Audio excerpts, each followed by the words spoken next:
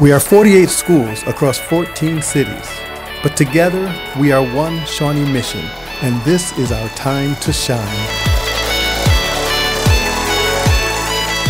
I would like to welcome everyone to episode 18 of Shawnee Mission Mic'd Up. I'm Dr. Michelle Hubbard, and I am your host today. And I'm Dr. Jeremy Higgins. Welcome back to all of our listeners, our new listeners. Glad you guys are joining us for another exciting topic on Shawnee Mission Mic'd Up. Glad you're all here. You guys are getting ready for an exciting topic today as we have some guests from Shawnee Mission West. But before we introduce them, I just want to recap sort of our last episode, in episode 17, where we had Tina Hunsinger from Brook Ridge Elementary School. She's a pre-K teacher there. And we talked about just all of our early learners in Shawnee Mission. It was great having Tina on and Dr. Neal on, hearing the great work that's happening with our smallest learners, our youngest learners, the programming that's in place for them, the growth that's occurred over the years, the focus on our pre-K programs, our Jumpstart programs over the summer. Hopefully our listeners came away with maybe some new learnings, some new intrigue about those programs, and hopefully maybe some families that didn't know about those programs are maybe enrolling their kids in those programs as well. Absolutely. So we're still enrolling pre-K right now, and kindergarten roundups are just around the corner, and so we're excited to get all those enrollments going and meet all these amazing new 4 and 5-year-olds. You know, as I've obviously we're doing a lot of hiring for next year, and as I'm offering contracts, I'm talking about the 24-25 school year, which is just crazy. It's crazy to think about enrollments and pre-K enrollments and kindergarten enrollments and hiring teachers for the 24-25 school year. But it's going to be right around the corner for some of us, not all of us. It is. You're going to be amazing at it too, yeah, Dr. Higgins. It'll be fun. It'll be fun. It will be. So just one last plug to absolutely, if you know, even if you don't have 4 and 5-year-olds yourself, if you all have neighbors that have 4 and 5-year-olds, or if all our listeners have neighbors that have 4 and 5-year-olds or family members, the earlier they're enrolled, the better for everyone, actually. And it's just an exciting time to get kids in and get them enrolled, and so they know where their future is. Absolutely. So let's transition into today's topic. The other end of the spectrum. Yeah. Now to some high school students. We've got a couple of guests with us today from Shawnee Mission West who are going to help shed some light on some wonderful things happening over there within the Performing Arts Department. And so I think we want to kick off by Creighton and Talise. You guys, first of all, welcome. Thank you guys for being here, taking time out of your schedule. And go Vikings. Go Vikings. Absolutely. Thanks for being here. We know it's not easy to take time away, or maybe it is. I don't know what class you're missing out on. Maybe it's a good one to miss. But thanks for being here. Let's start first off by you guys just introducing yourselves, talking with us a little bit about your educational path, if you've been in Shawnee Mission throughout, just so our listeners get a little bit of a sense of who you are. Absolutely. My name is Creighton Smith-Allaire. I am currently a senior about to graduate from Shawnee Mission West. I actually transferred to Shawnee Mission West starting my sophomore year, and the transition was smooth. The Performing Arts program specifically gave me immense opportunities to explore the things I love along the lines of performing arts, theater, everything along that line. I've participated in almost every main stage production that we've put on stage as an actor since sophomore year, and have had a wonderful time. Awesome. So Creighton, have you been involved in performing arts your entire life, or was it something new in high school? I have. I began acting outside of school when I was 8 years old, and have continued since, and just continue to fall in love with it. Great. Talise. Hi, I am a junior at Shawnee Mission West, and I have been within the theater department ever since freshman year. I am the lights crew chief. I have been for 2 years. I've been in lights crew itself for 3 years in a row. In middle school, I wasn't necessarily involved in theater all that much. There was a little bit of a gap in there. And then in elementary school, I went to Sunflower Sunflower Elementary, and actually we had like the specials, and the music teacher there. Oh. And who is that? Mrs. Martin. Yeah. She is a incredible teacher. She does such a good job, like having these like little kids and making them interact and like connect with music in so many different ways. Sounds like there was a spark introduced early on from her. And we've heard great things from Dr. Thomas as well about Miss Martin and the great things she's doing over at Sunflower. So awesome to hear that that's resonated with you guys as well. So cool. It's fun too to see that as early elementary school, something can spark someone's interest and bring it all the way through now for you to the high school. I think it's fun that we have the upfront on the stage, and then we also have the things that happen behind the scenes. And I think sometimes people don't necessarily know all the amazing work that happens behind the scenes. And I know Dr. Higgins and I talk about that in regards to the podcast as well. Like, people see us and it looks so easy, but behind the scenes, so much action is taking place. Yeah, I think next, if you guys would talk with us a little bit. I know there's a lot that's going on at West in terms of the performing arts. And our listeners are going to be blown away at the number of productions that are happening and things like that. So give us a little bit of a rundown from this year. What have the productions look like at West this year? Dr. Higgins, before we get to the actual productions, can we talk about more, because without an amazing teacher there, all of these productions wouldn't take place. So can we start with the teacher? I mean, you're in charge of this, so sure, if you want to start there, let's start there. Yeah, I want to start there. I love to shout out our teachers. 100%. So, Creighton, I think you can tell us a little bit about Mr. Magnus. Absolutely. So Mr. Magnus has been the theater teacher at Shawnee Mission West for a long time, longer than me, longer than Talise have been there for sure, and has really impacted our theater, has impacted me personally, impacted my drive and motivation with theater. He is always pushing our program to be the best that we can be. When it comes to on stage and off stage, there is a deep amount of care that goes into these productions.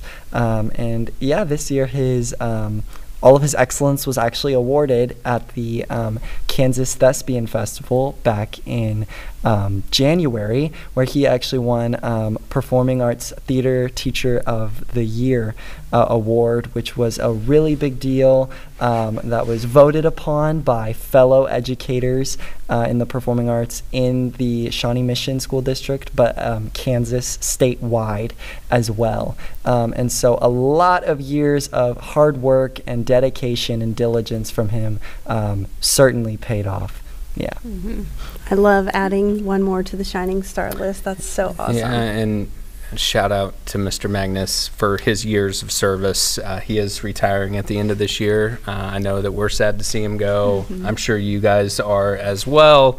But I know we've got a great teacher coming in that's going to hopefully continue what Mr. Magnus has started and carry that forth and elevate it to new levels as well. So, all right, now back to Dr. Higgins' original question. Yeah, so productions. Let's talk about the amazing productions happening there. Yes, absolutely. So we started off our season in November. We had You're a Good Man, Charlie Brown, which was our main stage musical. This is a huge feat to tackle, big show, lots of roles, ensemble as well. Our actual people from our band at Shawnee Mission West were playing the music, lighting, sound, all of it. It is just, the musical is always a big feat. This one in particular featured some especially difficult musical numbers and singing feats. Talise remembers, yes.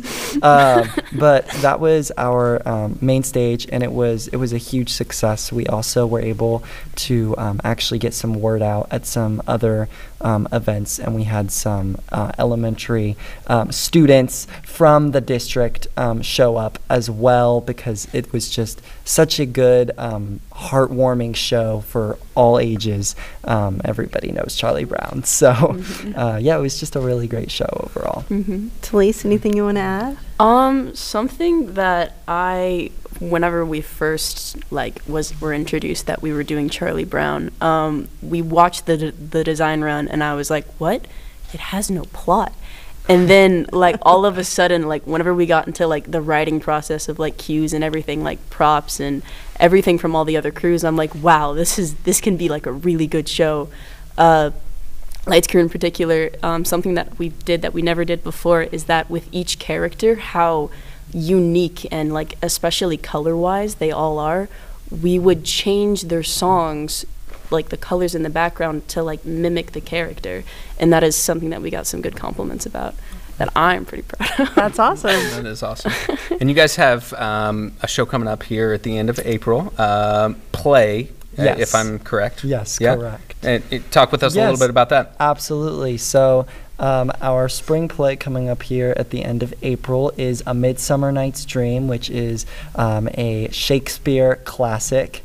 It has had its challenges as it is Shakespeare rather than more of a contemporary piece, but it has also been lots of fun. One thing in particular that Mr. Magnus has really been pushing us to do on stage is while it is Shakespeare, he wrote it to be relatable. He wrote it to still have humor, and for us to still put that humor and put that life into the characters, that they're not just lofty Shakespearean names and lines, that there is actually character and depth there. So, yeah. That's great. So, Talise, you mentioned that you are the light crew chief and have been. What have been your roles in the two? Yes, absolutely. Performances? So, in You're a Good Man, Charlie Brown, I was Linus. Linus Van Pelt, which was a supporting character, which was a lot of fun. Featured some really fun, a 5-minute dance break that was a lot of fun, and then just some really good character moments. And then in Midsummer Night's Dream, I actually play Lysander, who is one of the main characters. There's multiple plots going on at the same time, but in one of the plots I am a lead character who is fawning over various women, so gotta love Shakespeare. All right. Talise, so talk with us a little bit about, a lot of times people will go to these productions and they see everybody on the stage, but they don't see all the work that goes on behind the scenes, the crew, which you've played a critical role in. So talk with us a little bit about what goes on behind the scenes. You shed light on it a minute ago with matching the colors of the kind of the personality of the character, which I never even thought about. But try to give our listeners kind of a glimpse into all that work that goes in behind the scenes. It is something for sure that you're not supposed to notice because it's supposed to highlight the actors. But every single Saturday up to a performance or up to a production, we have set work days where kids come in, some actors come in to help to work on the set, especially with some really complicated ones with all walls and doors, and we've had some very intricate and complicated set designs, but we have people working constantly on our sets. We have entire crews just for costumes and props, and the costumes team, they fascinate me so much because with a show like Charlie Brown, it's pretty straightforward, but for other productions, they get to intricately pick what they want the characters to wear, which I think is, if I wasn't in Lights Crew, I feel like I would be in costumes. And then what I know about Moats is Lights Crew, and we have very artistic designs and impressions for each show that we think this would be a good idea. For Charlie Brown, we used our spotlights so much. We used a lot of vibrant colors because we tried to mimic the colors of the comic books. It's a lot behind the scenes, but we're all working together in order to produce something that's really great. It's everybody firing at all four corners. We got the actors, the whole crew of set, props, lights, sound. It's just we're all working together to make something great. Yeah, and it without one of those parts, it's not going to be what it ultimately could be. Everybody's role is very important within the show. However, like even like the little kids, like the kids that are new to it and they just like move around like set pieces, they are making a huge difference because without them we wouldn't have. It's so cool. Yeah. So help our listeners understand. I heard you talk about Mr. Magnus. I heard you talking about the band, so Dr. Thomas, choir teacher involved in the Charlie Brown? Yes. Mr. Derek Cross he is very involved in the musical. He is a part of the casting process alongside Mr. Magnus, and then throughout the whole musical process worked very one-on-one as well as with the whole cast. Basically how the musical rehearsal process starts is we start with vocals, and so the songs, and then we move to blocking, so the acting and the moving that's going on in the scene, and then dancing at the same time, and then we put it all together.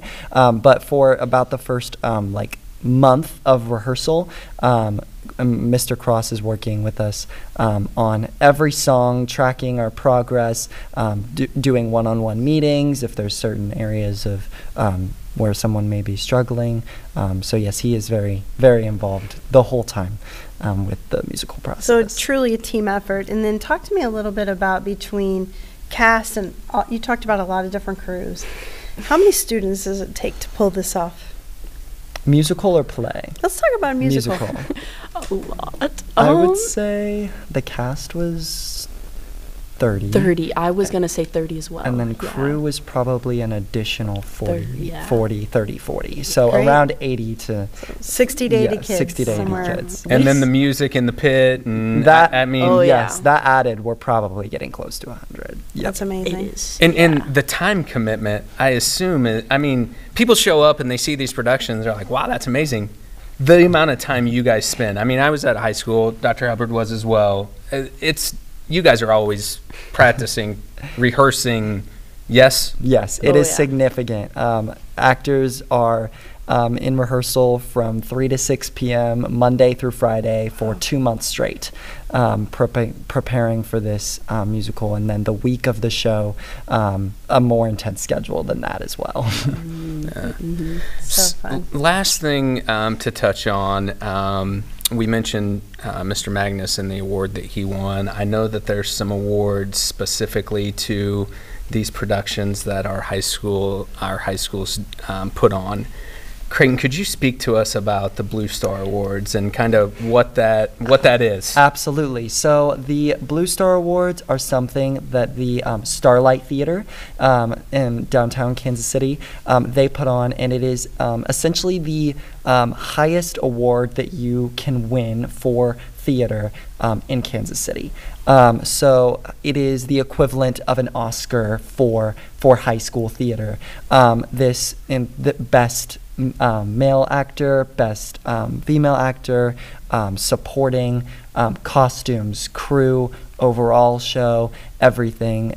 It is split up into 2 tiers this year based on a school's budget to make it a little bit more of a fair ground. But yes, it is a very big deal, not only just to win a Blue Star Award, but also to receive nominations. How it works is there's a person who comes anonymously from Blue Star Awards to each of our performances, and then they take detailed notes on each character, lighting, costumes, set, sound, the pit. We've won awards in the past for our musicians as well, and then those comments actually get sent out to us about a couple months after the show, and then once every school in the area, in the Kansas City metro area, has done their production, which is usually around April. So now,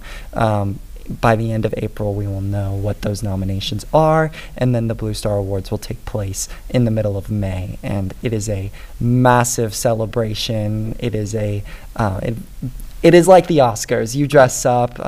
It's an incredible time. Well, fingers crossed for some sure. nominations. Yes. And some winners, hopefully. Absolutely. That'd be awesome. That would be awesome. I just want to kind of close. We've talked a lot about the Shawnee Mission West feeder starting at Sunflower Elementary, and all the other elementaries are definitely feeding. 100 kids. We probably have touched every elementary school in the Shawnee Mission School District in the West feeder pattern to pull this off at Shawnee Mission West. But I just want to take the opportunity to also give a shout out to our other 4 performing arts programs, and just fine arts in general. And Shawnee Mission is so alive and well, and the productions that these kids do are really quite amazing. It's impressive. Very. It's impressive. I always wanted to be a good singer. I like to sing, and I do sing, but good is that really important part of it. I sing as well, just by myself in my car. Exactly. Yeah. Me too. Yeah. Me too. So, again, I just want to thank everybody for joining us today, and a reminder that new episodes drop every other week. Again, thanks both of you for being here. And if you have other ideas for future episodes, we would love to have those at smsd.org. And there's a Shawnee Mission Mic'd Up page where you can, there's an email to shoot us an email and give us future ideas. Even you too, if you know great ideas you might want us to feature. So, yeah. Definitely thanks to all the behind-the-scenes work, as we talked about the crew today. Thanks to our communications team, Logan DeAngelis, Shawnee Mission West student who helped with the music for the podcast. Thank you guys very much for all that you do. And as we finish up today, our quote, we thought we'd tie in with the Blue Stars a little bit, as well as with, shining. Stars don't shine because they want to be seen. They shine because they are stars. Absolutely. So I always love to, love that. Our theme this year is a time to shine, and we've been talking all year about our shining stars. So I would put you 2 in that category. So congratulations on your success. Absolutely. This Thank you year. so much. You bet. And again, thanks for joining us, and we'll be back in a couple of weeks. And until then, shine on, Shawnee Mission.